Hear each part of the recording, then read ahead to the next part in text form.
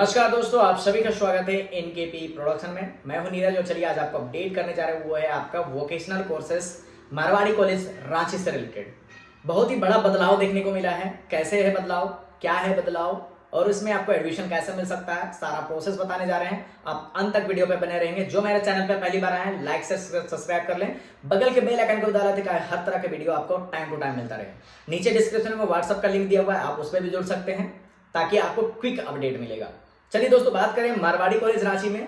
पहली की बात हम कर रहे हैं, कुछ दिन नहीं पिछले साल की बात कर रहे हैं कि वहां पर आपका वोकेशनल का एडमिशन कैसे होता था, कॉलेज के वेबसाइट से होता है। सबसे बड़ा बदलाव यही आया है कि आपका जो वेबसाइट से एडमिशन होता था उसको अब छोड़ दिया गया है और ये एडमिशन किस बेसिस पे हो रहा है, चांसलर पोर्टल के थ्रू से हो रहा है।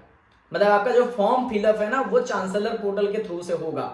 मारवाड़ी कॉलेज रांची में पहले जो है आपका कॉलेज वेबसाइट से फॉर्म भरा जाता था, लेकिन अब कहां से फॉर्म भरा जा रहा है, वो चांसलर पोर्टल से भरा जा रहा है वोकेशनल कोर्सेज के लिए। तो जितने भी तरह का वोकेशनल कोर्सेज यहाँ पे अवेलेबल है, उसमें अगर आपको एडमिशन लेना है, आप एडमिशन लेना चाहते हैं, तो आपको फॉर्म कहां से फिलअप करना होगा, वो वोकेशनल के लिए भी आपको फॉर्म कहां से फिलअप करना पड़ेगा, चांसलर पोर्टल से।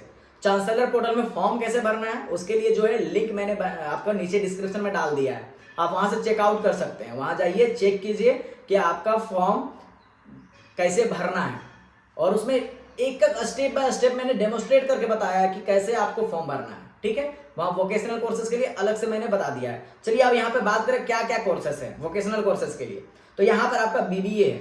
बीबीए के लिए जो है आपका पर ईयर कितना पैसा लगता है, 15,000 से 20,000 के बीच में आपका पैसा लगेगा। जो वो भी आपका बात करें तो ये आपका पर ईयर लगेगा, सेमेस्टर वाइज नहीं लगेगा, पर ईयर लगता है। ठीक है, इसमें जो है सिलेक्शन प्रोसेस क्या होता है, सिलेक्शन प्रोसेस होता है फॉर्म आप भरेंगे चांसलर पोर्टल से।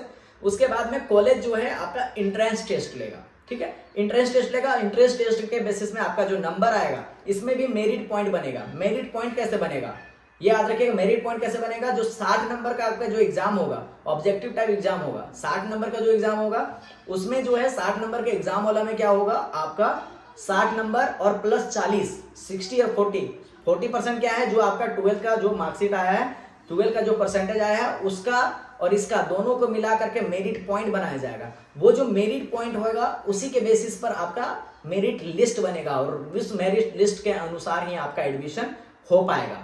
तो बीबीए में जो है एंट्रेंस टेस्ट के बेसिस पे होगा। BCA bachelor of computer application की बात करें तो इसके लिए जो है बीबीए के लिए जो है कोई भी स्ट्रीम वाले जो है साइंस कॉमर्स आर्ट्स वाले अप्लाई कर सकते हैं। लेकिन बीसीए की हम बात करें तो बीसीए में जो है आपका बैचलर ऑफ कंप्यूटर एप्लीकेशन, इसमें भी 15 से 20,000 के आसपास में आपका पैसा लगता है। जितने भी वोकेशनल कोर्सेस हैं इसमें 15 से 20,000 के आसपास में पर ईयर लगता है। ठीक है, अब इसमें एलिजिबल कौन कौन होंगे, जो कि साइंस के साथ में मैथ लिए हों।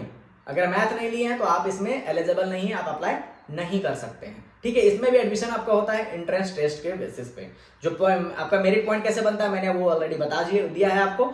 हर चीज हर सब्जेक्ट में इसी तरह से मेरिट पॉइंट आपका निकाला जाएगा जिसमें एंट्रेंस टेस्ट होगा। ठीक है, तो ये बीसीए के लिए भी आपका एंट्रेंस टेस्ट होता है। फॉर्म भरेंगे चांसलर पोर्टल से, आपका जो है एग्जाम जो है कॉलेज लेगा, उसके लिए डेट अलग से निकाल दिया जाएगा। जब निकाल दिया जाएगा मैं आपको अपडेट कर दूंगा। ठीक है, अब ये जो है यहाँ के बाद में मेरिट पॉइंट के बाद में आपको डॉक्यूमेंट वेरिफिकेशन होगा, वो भी जब भी होगा वो मैं स्टेप बाय स्टेप आपको बताता रहूंगा, अपडेट करता रहूंगा।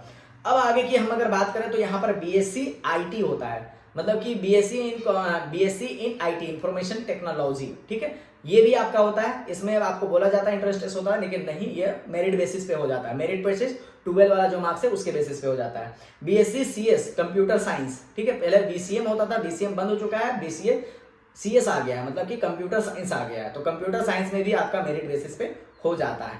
हम बताएं, अब बात करें एक नया कोर्स जो पिछले साल से ही इंट्रोड्यूस किया गया है, उसको लाया गया है, वो है बीएससी एआई एंड एमएल, मतलब कि artificial intelligence and machine learning. इसमें जो भी आपका मेरिट बेसिस पे ही होने की चांसेस है। अगर आपका इसमें एंट्रेंस एग्जाम होगा तो मैं पहले से अपडेट कर दूंगा आपको, ताकि आपके लिए दिक्कत ना हो। लेकिन इसमें जो है आपका मेरिट बेसिस पे होने की चांसेस ज्यादा है। इसके साथ में हम बात करें बीए एफडी होता है, फैशन डिजाइनिंग और बायोटेक्नोलॉजी।